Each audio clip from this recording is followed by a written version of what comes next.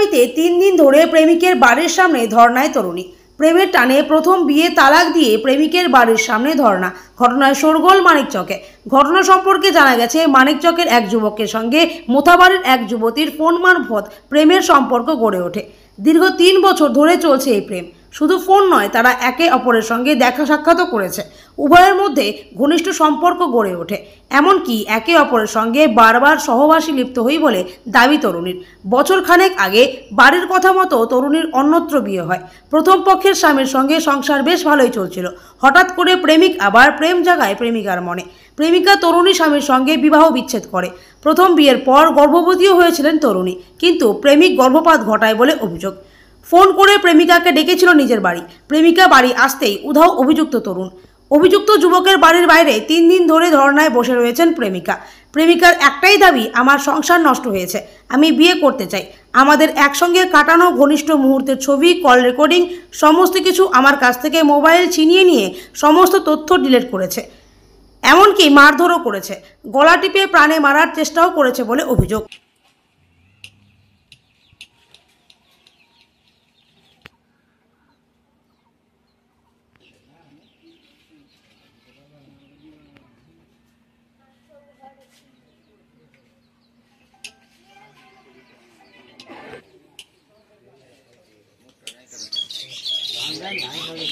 ঢাকতে বল।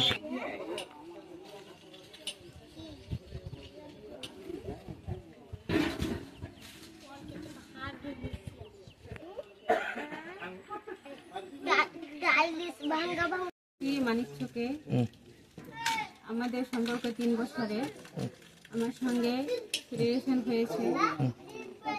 অন্য জায়গাতে আমার বিয়ে ঠিক হলো, ওকে আমি বললাম, তো ও না বলে দিল চাকরির জন্য। বলছে আমি এখন বিয়ে করতে পারবো না। এবার আমি অন্য জায়গাতে বিয়ে করে নিলাম। তারপরে ও আমার সঙ্গে আবার কন্ট্যাক্ট শুরু করলো। করার পরে ওকে ছুটিয়ে দিল আমাকে ওখান থেকে। ছুটানোর পরে আপনাদের মধ্যে যোগাযোগ কিভাবে হয়েছিল? যোগাযোগ ও নম্বর কোথা থেকে ম্যানেজ করেছিল আমি জানি না। ওকে আমি ফোন করিনি, ওই আমাকে ফোন করেছিল। আচ্ছা, অনেক দিন 2-3-4-5 মাসের মতো হবে এরকম ফোনে কথা বলেছিলাম। তারপরে কতদিন ধরে আপনাদের মধ্যে সম্পর্ক রয়েছে? 3 বছর।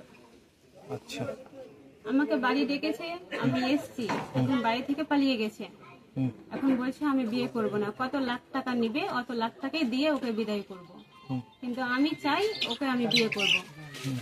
আমাদের মধ্যে সব সম্পর্ক হয়ে গেছে, আমি চাই ওকে বিয়ে করব। কোনো নথিপত্র, কোনো প্রমাণ আছে আপনার কাছে? প্রমাণ আমার সবকিছু ছিল, রেকর্ডিং ছিল। আমাকে বিয়ে করতে চেয়েছে, ওর সঙ্গে আমার সব ঘনিষ্ঠ ফটো ছিল, সব ওর আম্মা নিয়ে সব রেজিস্টার মেরে দিয়েছে।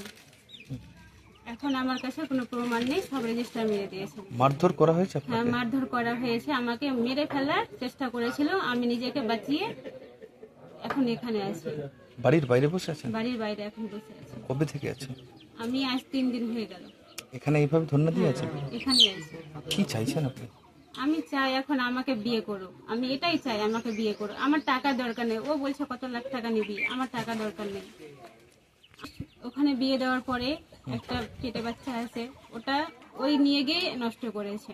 বলছে আমি বিয়ে করব, সন্তান নিতে হবে না, নষ্ট করে দাও। লোকাল ডক্টরের কাছে নিয়ে গিয়ে নষ্ট করেছে। বিষয়টা লিখিতভাবে জানাবে থানায়, পুলিশ প্রশাসনকে? হ্যাঁ। এলাকায় আমাদের এটাই গ্রাম, এই গ্রামের আমরা মানে বসবাস করি। শুনতে পেলাম যে এরকম ছেলে, তো শুনলাম যে ওর মানে সাথে একটা ভালোবাসা এর আগে ছিল, করেছিল। তারপরে হয়তো একটা বলা হয়েছিল ঠিক আছে তুমি যাও, আমি দেখছি। মেয়েটা হয়তো বিয়ে হয়েছিল, আবার ওখান থেকে পলিসি দিয়ে ছুটিয়ে নিল। ছুটি নেওয়ার পরে এখন তো মেয়েটার লাইফটা নষ্ট। মেয়েটা আবার এসছে এখানে। মেয়েটা বসে আছে বাড়িতে? হ্যাঁ, বাড়িতে বসে আছে বাইরে। তার সাথে মেয়েটাকে এভাবে মানে একটু মারধরও করেছে। যেগুলো ভিডিও ক্যামেরা করাইছিল, ছবি করাইছিল, ডিলিট করেছে। ছেলে কোথায়? ছেলেটা এখন বাইরে। বাইরে। এলাকাবাসী হিসাবে কি মনে করছেন?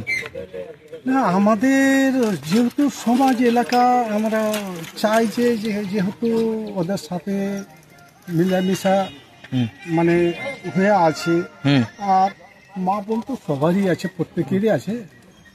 তো এগুলো না করে বিয়ে আমাদের মানে মনটা যে বিয়ে দেওয়াটা উচিত আছে। আপনার নাম? আমার নাম শেখ আকবর।